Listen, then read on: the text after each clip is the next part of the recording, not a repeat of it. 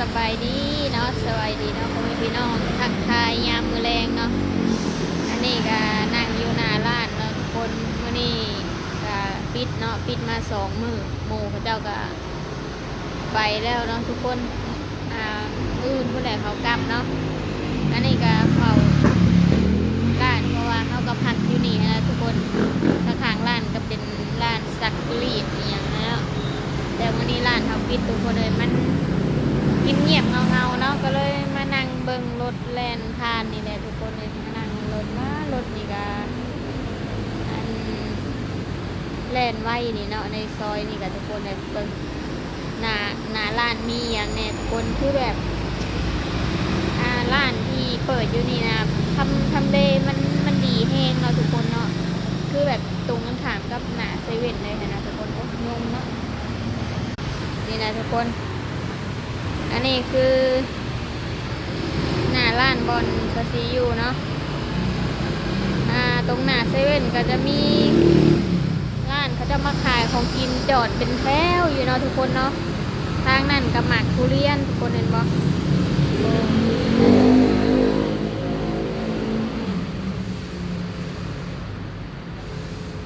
ราคาก็เพิ่มขึ้นในทุกๆมื้อเนาะทุกคนเนาะ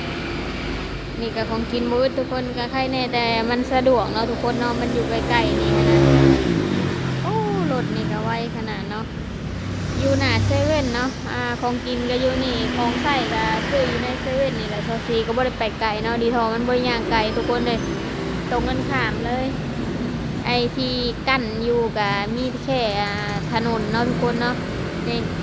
ถนนรถแล่นผ่านอยู่โอ้เนี่ยทุกคนซอยนี่ก็แบบเป็นถนนใหญ่เลยเนาะแบบรถแล่นผ่านเลยนะทุกคน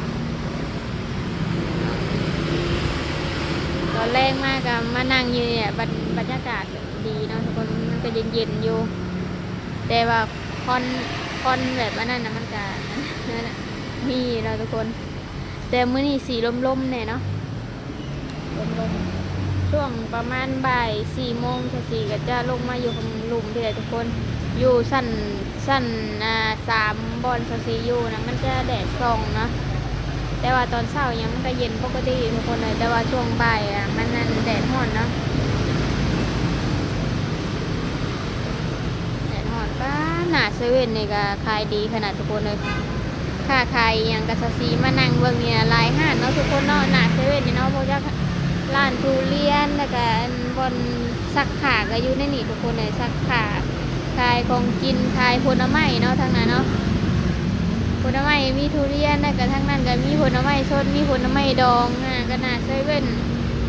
โอ้ยทุกคนมาอยู่นี่ก็ซื้อยังมันก็สะดวกอยู่ทุกคนเลยสิ่งที่บ่สะดวกก็คือเงินเท่าไหร่ยังหาบ่ได้บ่ทันนี่เนาะมันสิอยากกินอีหยังก็ได้ทุกคนเลยบ่ได้อึดดอกเนาะดีแต่ว่าเฮาจะหาเงินได้จังไดมาหาซื้อกินแค่นั้นแหละเนาะ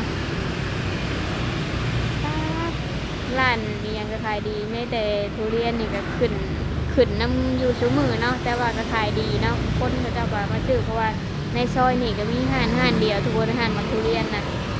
นี่เนาะที่ตั้งอยู่เนี่ยมานั่งเบิ่งเนาะทุกคนเลยมานั่งเบิ่งคนนั้นไปมาตามทางนี่กันเนาะคนเขาจะทำงานเนาะ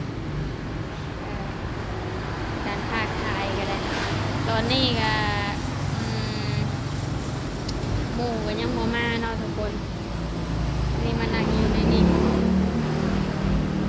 จักสิไปรอข้างในว่าสิไปซื้อแนวกินเนาะทุกคนเนาะให้มันอันเย็นๆจังหน่อยก่อนแต่นี่มันก็เย็นได้แหละ6 โมงเลยทุกคนเลยแต่ว่าก็ยังบ่ได้ไปอยู่แต่ว่าค่อยไป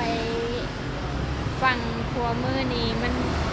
มันเปรี้ยวแฮงเนาะทุกคนเนาะซอยเปรี้ยวแบบมันก็รถแล่นผ่านไปนี่อยู่แต่ว่ามันซอยเงียบเป็นตาย่านแฮงเนาะก็เลยว่าจะไปรอซื้อของกินนะในนี่ก็มีของกินอยู่แต่ว่าเฮาก็กินดูได้ค่ะนะทุกคนเดี๋ยวจะไปย่างเบิ่งแถวๆทั้งคุณน่ะเนาะว่าจะมีอย่างให้กินบ่ทุกคนในนี่ก็ยังมีไก่ย่างแล้วก็ปิ้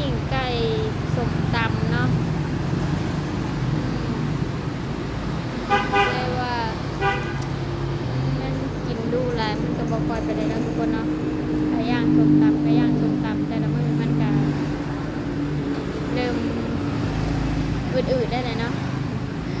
ไก่ย่างสุกตำซุมืออยากกินแนวอื่นนะทุกคนเนาะอยากกินที่แบบเป็นของทะเลนะทุกคนเป็นของทะเลเอียงก็ได้เป็นของทะเลตอนนี้เป็นปิ้งเป็นจามเป็นเอียงก็ได้มันนอนนั่งนอนอยู่บนมือมันก็รู้สึกหิวเลยเนาะกันมาตื่นมาปิ้งปีกไก่ไปไก่ปิ้งไก่ย่างนี่นะมีแต่หมูมีแต่อันนี้นะจะไปทางใดดีเลยทุกคนหรือว่าไปเลาะตลาดใกล้ๆนี่บ่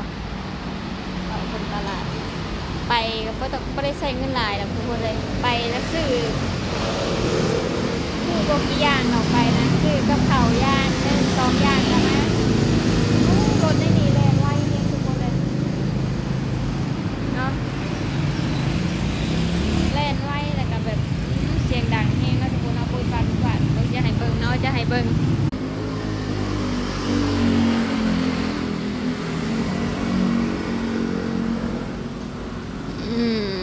โอ้ยบัตรสิให้เบิ่งผัด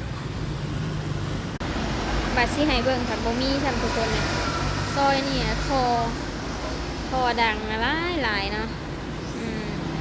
อันนี้สีก็จะปิดคลิปเลยทุกคนไ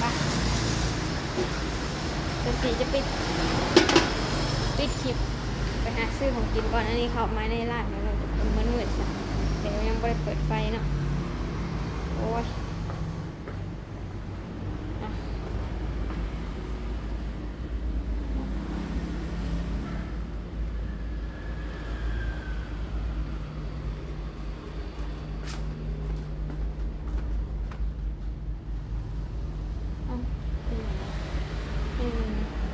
รถก็จะมาส่งของบ้านออกคน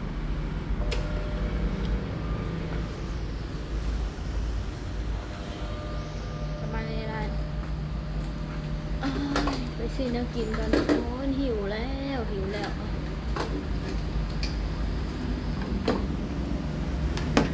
ปย่างซื้อของกินก่อนไปย่าง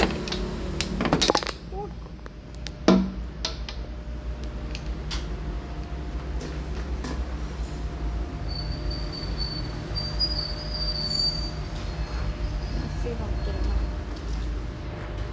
มาสำหรับคลิปนี้ก็ฝากกดไลค์กดแชร์เก่าเด้อทุกคนเด้อก็บ่ได้มีอย่างหลายเนาะแต่ว่ามันเหงาก็เลยมาโอลมน้ำ FC หน่อยนึงเนาะทุกคนเนาะนี่อันนี้ก็นั่งอยู่ข้างในนี่